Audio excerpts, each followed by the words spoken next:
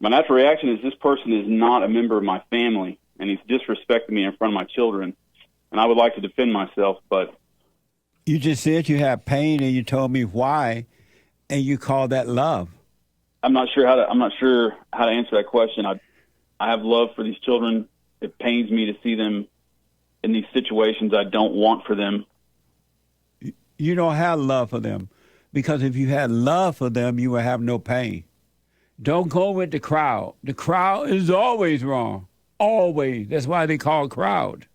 John, welcome to the show. You're on the air. Thanks for taking my call, Mr. Peterson. You're welcome. Speak up a little bit, John. Sure. Okay, go ahead. Hey, yes, sir. I'm struggling to find peace in the decision to continue fighting my ex-wife for influence over my children. They live an hour away, and it's taken a lot of effort, and I've taken a lot of abuse. And 7 years after the divorce, I'm struggling to find peace to continue fighting in this way. There seems to be a lot more living to do besides struggling to continue to be in their world and struggling to take the abuse that I get when I go there. How many kids do you have? 4. And how old? The youngest is what, and the oldest is what? 7 and 14. Oh, the okay. 2 oldest ones live with me. Oh, the 2 oldest one live with you. And how are you fighting with her? Tell me, describe the fight.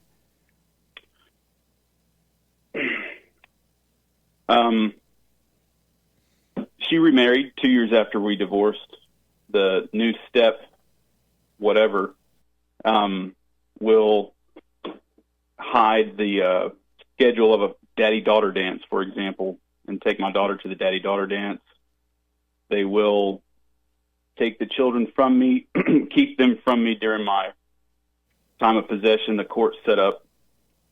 And, I'll involve the police, and they'll eventually bring them back to me.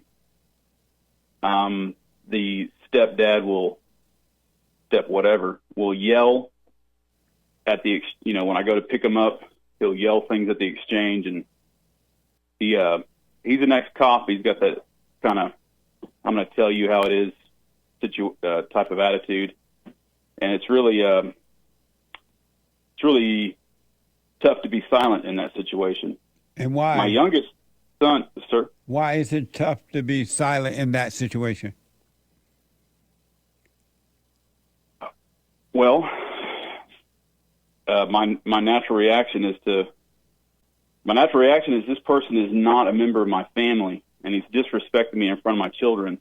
And I would like to defend myself, but the laws being as they are, you can't. If someone's yelling something at you, you can't go shut them up physically. You would be the one that went to jail. What are your options? Why do you call that a natural reaction to yell back at him because he's yelling? Why is that a natural reaction, and who are you defending? It's not a natural reaction to yell at him. I call it a natural reaction because I don't think about it. It's something that I feel, and what I feel like doing, or what I feel like someone's stepping to me, someone's challenging me. If you want to challenge me physically, let's go. But we cannot. He will yell and pretend like he wants to fight, but if there was a fight, I'm very certain I would be the one going to jail. Are you your feelings? No. Then why do you defend them? Why do I defend my feelings? Yes. It seems like one more item on top of the stack that is preventing me from having peace about continuing to put so much effort into. It feels like I'm going into her world and dealing with all of this crap. If you're not your feelings, why do you defend them? I don't really want to defend them. Then why do you do it then? Do what? Defend your feelings. If I have defended them, I'll stop. They're really not all that important. But you're not telling me why you're doing it. You said, no, I'm not my feelings. So why do you defend them knowing that you're not them? I don't. I don't really feel like defending. But you want to defend them. The only way you don't, because you don't want to go to jail. But if you didn't go to jail, you would defend your feelings, right? Defend my feelings. I'm trying to raise my children. I'm trying to teach my boys how to be a man. I'm trying to give them a good example. And it doesn't seem like going there and allowing people to abuse me is the right thing to do. But if and you're the not, conflict to me is, if you're not your feelings, how are they abusing you?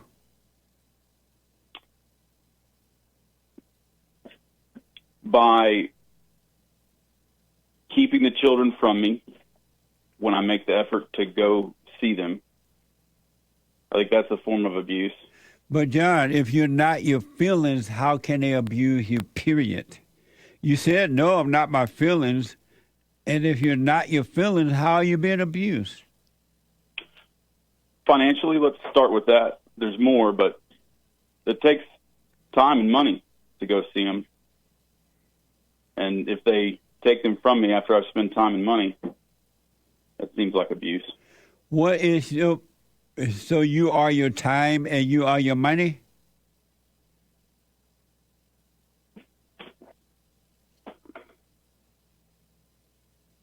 Well, I don't know. That's a good question. Not so much the money thing, but the time thing. Are you your time? That is a good question. I don't know. Then why do you think you are?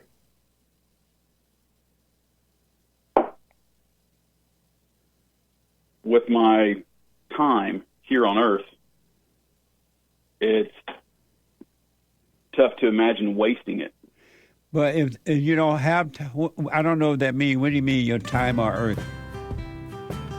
I'll die someday, and I don't want to waste my life, my time, going. It feels like groveling to my ex. John, are you able to hold on for me? Sure. Let me take a break. Don't hang up, all right? So I want to go back, and then I'll see what the question is. But you said that you are not your emotions, right? Correct, sir. And then what were we saying before the break? If you're not, if you're not, go ahead, make your point. I'm seeking God's will in what I perceive as a battle for my fatherhood with the two younger children. Do you think God would want you to do it the way you're doing it? He would make quite a few improvements, I'm sure. Like what, for an example?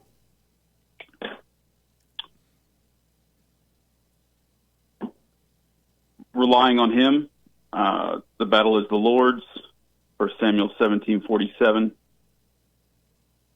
And I've leaned on my own thinking and my own efforts too much in this situation. How do you think God would want you to rely on him? When you say rely on him, what would he want you to do? That really is my question and has been for some time. May I tell you? Well, I'd like to hear what you have to say. Because you mentioned you were fighting for your fatherhood. No one can take that away from you. You are the father. No one's going to change that no matter what happens in the physical, right? But you know what God would want you to do about this situation?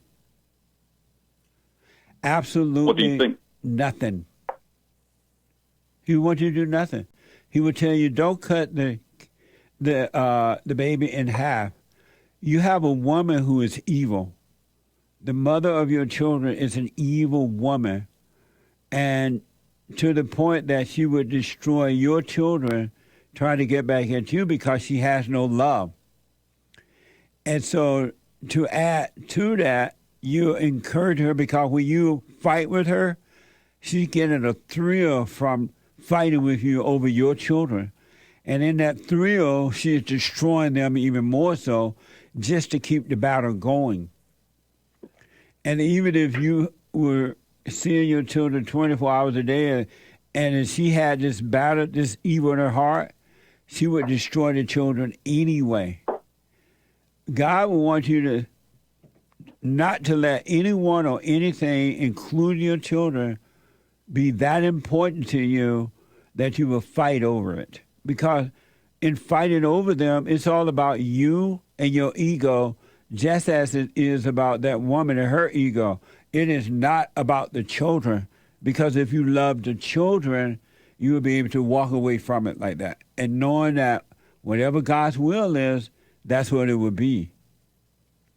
It's all ego between you and this woman and that man that she's unfortunately married to.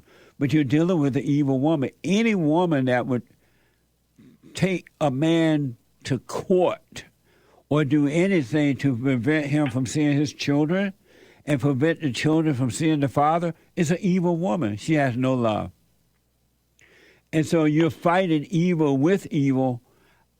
And I do what you want, but I would recommend you let it go and let God's will be done. And you work on you. You're not your feelings, John. You're not your thoughts. You're not your body. You need to work on you so you can know what God's will is for you. You don't know that yet. Yes. Yes. Thank you, Jesse. I've had a lot of pain about this, and I'll pray and see God, and hopefully it won't hurt so much. But describe the pain. What do you mean by you have had a lot of pain? I love these children, and watching them seemingly drift away from me, fall into child psychology, getting drugs prescribed to them, getting COVID shots put on them, glorifying their stepfather, all these things, they cause me pain. And why do you call pain love?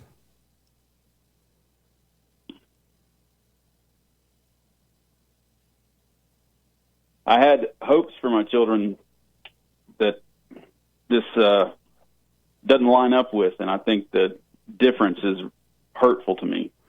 And why do you call pain love?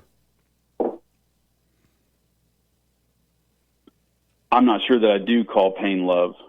You just said you have pain, and you told me why, and you call that love.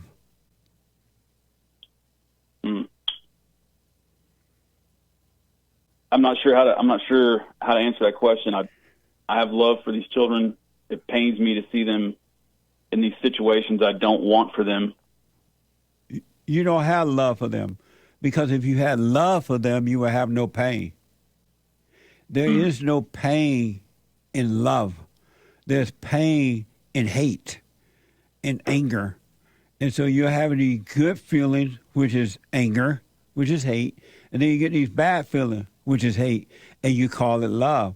And if you had the love of the Father operating through you, there would be no pain, and you'll be able to walk away from it because you will see there's nothing I can do about it, and let the Father will be done, and you would not feel anything about it. Anyone that has pain is saying to me they have their ego, and they're calling their ego love, which is the nature of the devil, the unnatural nature. And so when you go over there to get your kids and you see the man that she's with now, and he's arguing with you and carrying on, he loved the battle too. Two egos fighting one another.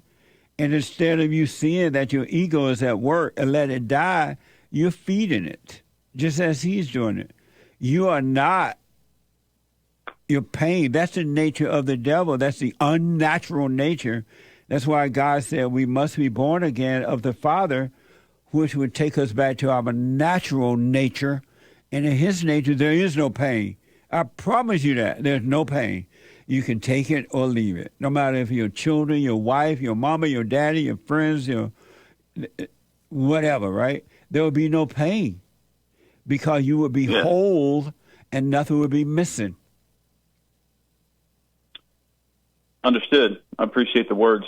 And so when you're over there and this man carrying on with you, and you feel like you want to fight because you're feeling these pain and you want to respond, you should be glad to feel that so that you can see that's inside of you and you need to overcome that. It's not that man's fault that you feel that way. That was already in you because you were traumatized by your mother and you became an emotional ego.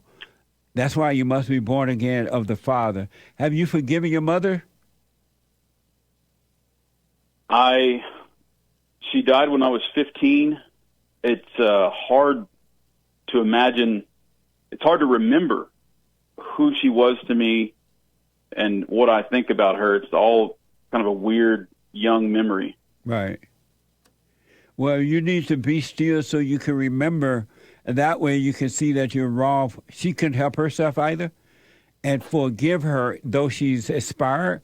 You can forgive her by getting to know yourself, because the same thing that's driving you right now, all these emotions and fear and anger, that's the nature of your mother, which is the nature of the devil.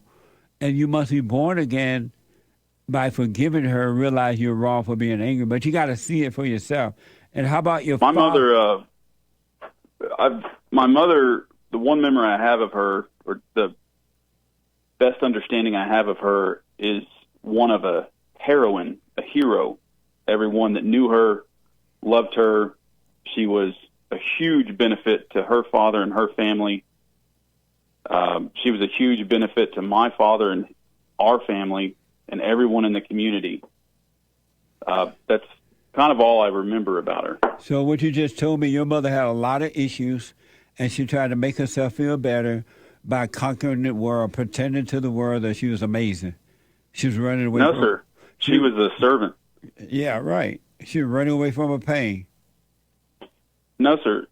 She was a servant to those that needed help. Right. That's what angry people do. They serve. But, John, let me finish that point. Is it possible for a woman to do the right thing? I feel that, or it seems in my memory that my mother she doesn't really fit into that mold. She seemed to be quite selfless and quite effective in the way that she helped other people. Amazing. I do remember at her funeral there might have been 1,000 people there. It's right. It's a woman can do the right thing when she become right. And just as a man, the way that she become right is returning to the Father. And once you're born again of the Father, you become right. Your nature become right, and the old nature passes away. Then you can do right once you become right. And unless your mother did that, she was not right. And a lot of times when these people are carrying on serving and helping and going around the world preaching the gospel and all things, because they're unhappy and they're trying to find happiness by becoming a servant to the world, and they're miserable. I don't think she was what you described. She served my father in my father's business, which was serving the community. She always honored my father and her father. But you don't realize that serving the community and serving the world is not a sign of being right. In and of itself, I could understand that, yes. Did you forgive your father? Yes. You went to him and forgave him? Yes. Good. Are you doing the silent prayer? Yes. Not as consistently as I need to. And why not? Lack of discipline. I would highly recommend that you get busy working on John so your eyes can become wide open from within, and you will see how to live life in a perfect way. You will overcome the world. You will be in the world, and you will overcome it. You will be able to be present instead of lost in your imagination, thinking about tomorrow or yesterday or what's going to happen with this or that. All anger will disappear, and you will develop a clear mind. And that's what God wants you to have, a renewed mind. But you got to work on you. You're not your feelings. You're not your thoughts. You're not your body. And you need to discover who you really are. And when you find out what you're not, who you're not, then who you are will appear. And right now, you don't know who that is. And once you start to see that, you're going to lay down your weapons, and there will never be another reason to fight except to physically protect yourself from harm's way. But otherwise, other than that, there will be nothing to fight for. Understood.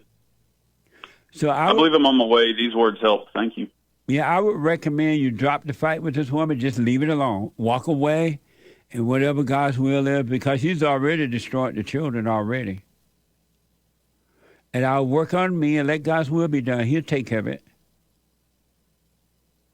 Amen. Thank you, Mr. Peterson. I appreciate it. All right, John. Let me know how it goes, all right? Sure.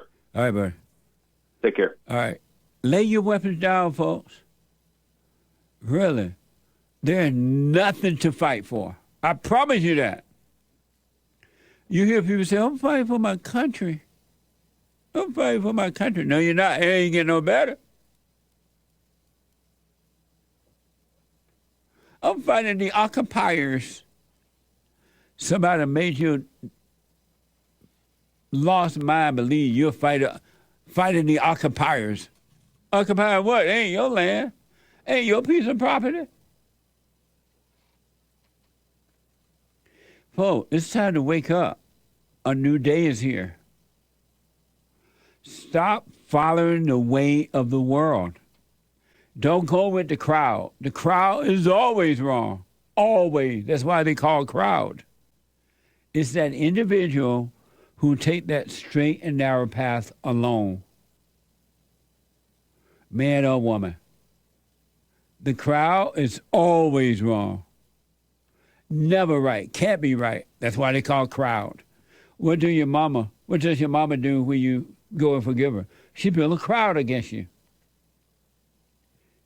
Because she has no love. And she can't stand alone. And the crowd join mama because they're blind and they have identified with mama and not with what is right. It's time it's time for the game to end. It's time for you to have life and not death.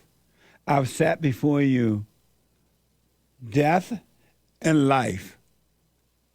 Choose life. You already live in death.